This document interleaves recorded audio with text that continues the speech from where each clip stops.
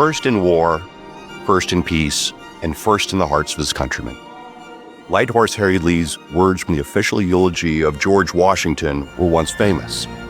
Nowadays, we usually think of Washington as the granite figure on Mount Rushmore, or Gilbert Stuart's famous painting, solemn and distant. But at the time of the American Revolution, 43-year-old George Washington was in the prime of his life, battle-tested, strong, and vigorous. At 6 foot 2 inches, he was a natural leader of men. Washington did not write the Declaration of Independence, or the Constitution, or the Federalist Papers.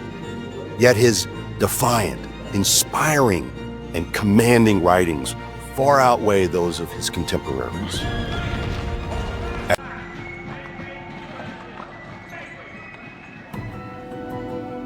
George Washington was born on February 22, 1732, near Pope's Creek in Westmoreland County, Virginia. The first of 6 children of Augustine and Mary Ball Washington. What he learned came mostly from self-study and practical experience. He knew the Bible and Shakespeare, read Seneca and Cicero, and studied history in the political writings of the day. As a young man, Washington was a surveyor and traveled extensively in the area west of the Appalachian Mountains.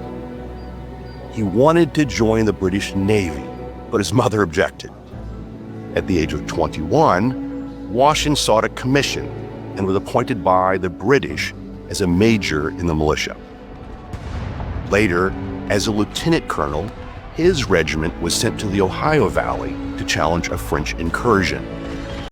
When they were ambushed and Braddock was mortally wounded, it was Washington, with 2 horses shot from under him and his clothes pierced by 4 musket balls, who rallied the panicked troops and formed a rear guard, allowing the remaining force to retreat. After that, he was appointed colonel of the Provincial Virginia Regiment, which made him the highest-ranking American military officer in the colony. In 1758, Washington was elected a member of the House of Burgesses. The next year, he married the young widow, Martha Custis, who would be his wife for the next 40 years. And they established their home at Mount Vernon. He served as a vestryman in their nearby Anglican parish. Washington had inherited slaves, and more came with his marriage. And along with George Mason, introduced the Fairfax Resolves, which closed Virginia's trade with England. In 1774, Washington was elected as a Virginia delegate to the Continental Congress in Philadelphia.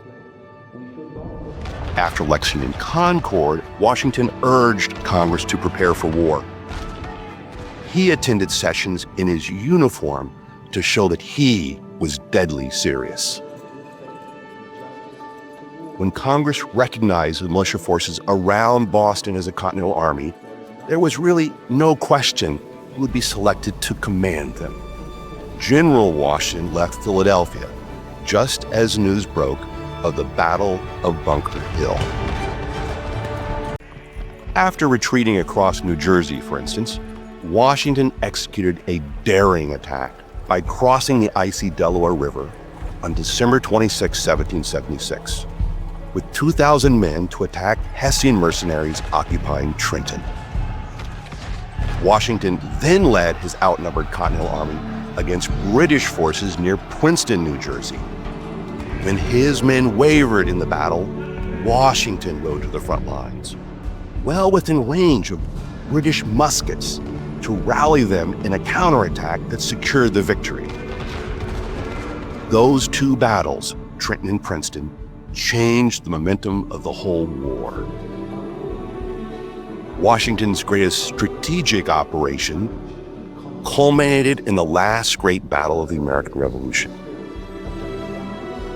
In 1781, Washington initially planned to attack British forces in New York City, but quickly saw a chance to seal a march on the enemy. He spread misinformation, forged documents, and kept watchfires burning while he secretly led 8,000 troops over 400 miles from New York to trap Lieutenant General Charles Cornwallis at Yorktown, Virginia. Washington coordinated movements with both the French Army and Navy to prevent British naval reinforcement or evacuation, and orchestrated the formal siege that forced Cornwallis to surrender his entire army.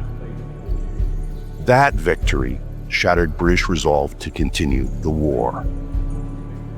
Washington's greatest act as general occurred after Yorktown, but before the peace treaty of 1783. Washington called a general meeting and then showed up unexpectedly to speak to his officers. He denounced the mutinous talk as subversive, appealing to their patriotism and recalling the last words of the Declaration, "To your own sacred honor." Then, pulling out a pair of glasses to read a letter from Congress, he said, "Gentlemen, you'll permit me to put on my spectacles, for I have grown not only gray, but almost blind in the service of my country." The conspiracy immediately collapsed.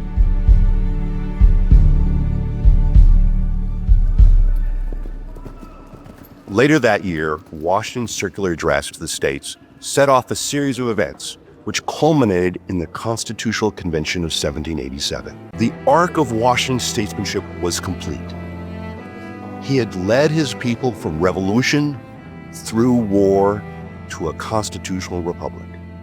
Twice during the Revolution, Washington was granted absolute power by Congress to do whatever was necessary for the cause. Twice, he gave that power back.